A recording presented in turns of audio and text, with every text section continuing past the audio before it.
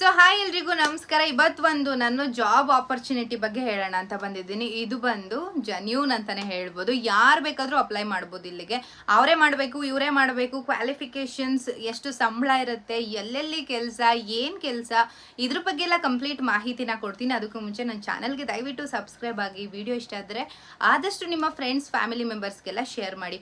ಏನಕ್ಕಪ್ಪ ಅಂತಂದರೆ ತುಂಬ ಜನ ಅಂದರೆ ಮಹಿಳೆಯರಿಗೋಸ್ಕರ ತಂದಿರುವಂಥ ಜಾಬ್ ಇದು. ಏನು ಅಂತಂದರೆ ಅಂಗನವಾಡಿಯಲ್ಲಿ ಕೆಲಸ.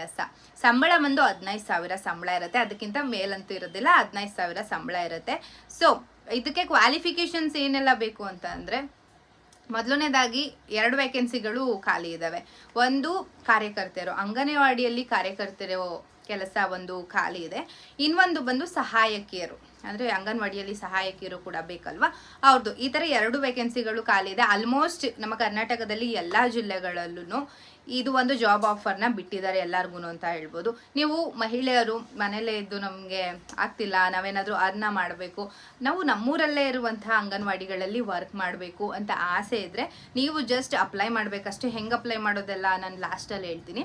ನಾನು ಸಂಬಳದ ಬಗ್ಗೆ ಹೇಳಿದೆ, 15,000 ಫಿಕ್ಸು, ಅದಕ್ಕಿಂತ ಮೇಲಂತೂ ಇರಲ್ಲ. ಇನ್ನು ಕ್ವಾಲಿಫಿಕೇಷನ್ಸ್ ವಿಷಯಕ್ಕೆ ಬಂದ್ವಿ ಅಂತ ಅಂದರೆ, ಸಹಾಯಕಿಯರು 10th ಪಾಸ್ ಆಗಿದ್ರೆ ಸಾಕು, ಇಲ್ಲ 10th ಓದಿದ್ರೆ ಸಾಕು, ಸಹಾಯಕಿಯರ ಕೆಲಸಕ್ಕೆ ಅಪ್ಲೈನ ಮಾಡ್ಬೋದು. ಇನ್ನು ನೀವು ಕಾರ್ಯಕರ್ತೆಯರಾಗಿ ವರ್ಕ್ನ ಮಾಡಬೇಕು ಅಂತಂದರೆ 10th ಪಾಸ್ ಆಗಿರಬೇಕು. 10th PUC ಪಾಸ್ ಆಗಿರೋರು ಅಪ್ಲೈ ಮಾಡ್ಬೋದು. ಇನ್ನು ಡಿಗ್ರಿ ಯಾವುದೇ ಗ್ರ್ಯಾಜುಯೇಟ್ ಮಾಡಿರಿ ನೀವು ಅಪ್ಲೈ ಮಾಡ್ಬೋದು. ಡಿಗ್ರಿ ಓದಿರೋರು ಕೂಡ ನಾನು ಸರಿ ಮಾಡ್ತೀನಿ, ನಾನು ಕೂಡ ಅಂಗನವಾಡಿಯಲ್ಲಿ ಟೀಚರ್ ಆಗಿ ವರ್ಕ್ನ ಮಾಡ್ತೀನಿ ಅಂತ ಆಸೆ ಏನಾದರೂ ಇತ್ತು ಅಂತಂದರೆ ನೀವು ಕೂಡ ಅಪ್ಲೈ ಮಾಡ್ಬೋದು. ಯಾವುದೇ ರೀತಿಯ ಅಡ್ಡಿ ಇಲ್ಲ, ಅಡೆತಡೆಗಳಂತೂ ಇಲ್ಲ. ಇನ್ನು ವಯೋಮಿತಿ, ಏಜ್ ಲಿಮಿಟ್ ಎಷ್ಟಪ್ಪ ಇರಬೇಕು ಅಂತಂದರೆ 18 ವರ್ಷ ಕಂಪ್ಲೀಟ್ ಆಗಿರಬೇಕು, 35 ವರ್ಷದೊಳಗಿರಬೇಕು. ಸೊ ಅದು ನಾರ್ಮಲ್ ಅವ್ರಿಗೆ, ನಾರ್ಮಲ್ ಕ್ಯಾಟಗರಿ ಅವ್ರಿಗೆ. ಇನ್ನು SC ST ಅವ್ರಿಗೆ ಬಂದ್ವಿ ಅಂತಂದರೆ 5 ವರ್ಷ ಜಾಸ್ತಿ. ಇನ್ನು ವಿಶೇಷ ಚೇತನರಿಗೆ ಬಂದರು ಅಂತಂದರೆ 10 ವರ್ಷ ಜಾಸ್ತಿ ಇರುತ್ತೆ ಅವ್ರಿಗೆ. ಅಂತಂದರೆ ಅವ್ರಿಗೆ ಆ ಥರ ಇರೋದ್ರಿಂದ ಅವರಿಗೆ ಅಂತಲೇ 10 ವರ್ಷ ಮುಂದಕ್ಕೆ ಹಾಕಿರ್ತಾರೆ. ಅಲ್ಲಿವರೆಗೂ ನೀವು ಕೆಲಸನ ನಿರ್ವಹಿಸಬಹುದು, ಸರಿನಾ? ಸೊ ಇನ್ನು ಯಾವ ರೀತಿ ಅಪ್ಲೈ ಮಾಡೋದಪ್ಪ ಅಂತ ಅಂದರೆ, ನನ್ನ ಬಯೋದಲ್ಲಿ, ನನ್ನ ಡಿಸ್ಕ್ರಿಪ್ಷನಲ್ಲಿ ಒಂದು ಲಿಂಕ್ ಇದೆ. ಲಿಂಕ್ನ ನಾನೇ ಹಾಕಿರ್ತೀನಿ. ಅಲ್ಲಿಗೆ ಹೋಗ್ಬಿಟ್ಟು ಅವ್ರು ಕೇಳುವಂಥ ಒಂದಷ್ಟು ಡಾಕ್ಯುಮೆಂಟ್ಸ್ಗಳಂದರೆ, ನಿಮ್ಮದು ಬಸ್ ಸರ್ಟಿಫಿಕೇಟ್ನ ಕೇಳ್ತಾರೆ ಒಂದು, ಮತ್ತು ನಿಮ್ಮದು ಮಾಸ್ ಕಾರ್ಡ್, ನೀವು ಯಾವುದಕ್ಕೆ ಅಪ್ಲೈ ಮಾಡ್ತಾ ಇದ್ದೀರಲ್ವ ಅದ್ರ ಮಾಸ್ ಕಾರ್ಡ್ ಡೀಟೇಲ್ಸ್ಗಳನ್ನ ಕೇಳ್ತಾರೆ. ಒಂದಷ್ಟು ಇನ್ಫಾರ್ಮೇಷನ್, ನಿಮ್ಮ ಹೆಸರು, ನಿಮ್ಮ ತಂದೆ ಹೆಸರು, ವಿಳಾಸ, ಇದನ್ನೆಲ್ಲ ಕೇಳ್ತಾರೆ. ಇದನ್ನೆಲ್ಲ ನೀಟಾಗಿ ಫಿಲ್ ಮಾಡಿ.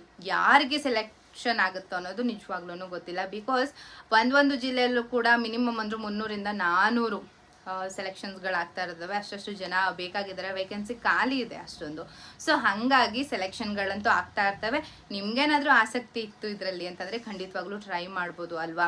ಇದಕ್ಕೆ ಯಾವುದೇ ರೀತಿ ಎಕ್ಸ್ಪೀರಿಯನ್ಸ್ನ ಕೇಳೋದಿಲ್ಲ, ಏನೂ ಕೇಳೋದಿಲ್ಲ. ಎಲ್ಲ ಟ್ರೈನಿಂಗ್ಗಳನ್ನ ಅವರೇ ಕೊಡ್ತಾರೆ. ನೀವು ಸೆಲೆಕ್ಟ್ ಆದ್ರಿ ಅಂತ ಅಂದರೆ ನಿಮ್ಮ ಜಿಲ್ಲೆಗಳಲ್ಲೇ ನೀವು ಆರಾಮಾಗಿ ವರ್ಕ್ನ ಮಾಡಿ ತಿಂಗಳಿಗೆ 15,000 ಸಂಬಳಗಳನ್ನ ಪಡ್ಕೋಬೋದು.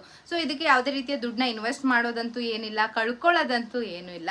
ಇಂಟ್ರೆಸ್ಟ್ ಇತ್ತು, ನಮಗೂ ಆಸಕ್ತಿ ಇದೆ, ನಾವು ಅಂಗನವಾಡಿಗಳಲ್ಲಿ ಕೆಲಸನ ನಿರ್ವಹಿಸಬೇಕು ಅಂತ ನಿಮ್ಗೇನಾದರೂ ಅಂತ ಅನ್ಸಿದ್ರೆ, ನನ್ನ ಡಿಸ್ಕ್ರಿಪ್ಷನಲ್ಲಿ ಒಂದು ಲಿಂಕ್ ಇದೆ, ಅದನ್ನು ಓಪನ್ ಮಾಡಿಬಿಟ್ಟು ನೀವು ಅಪ್ಲೈನ ಮಾಡಿ.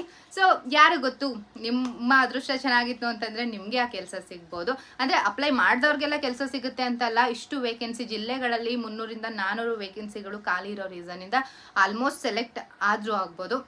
ನಿಮ್ಮ ಲಕ್ ಹೆಂಗಿದೆ ಏನು ಅಂತ ಇವಾಗಲೇ ಟೆಸ್ಟ್ ಮಾಡ್ಕೊಳ್ಳಿ. ನನ್ನ ಡಿಸ್ಕ್ರಿಪ್ಷನಲ್ಲಿ ಹೋಗಿ ಒನ್ ಟೈಮ್ ಲಿಂಕ್ಗೋಸ್ಕರ ಚೆಕ್ ಮಾಡಿ. ಇವತ್ತಿನ ವಿಡಿಯೋ ನಿಮ್ಗೆ ಇಷ್ಟ ಆಯಿತು ಇಲ್ಲ ಯೂಸ್ಫುಲ್ ಅಂತಂದರೆ ಆದಷ್ಟು ಶೇರ್ ಮಾಡಿ. Thank you.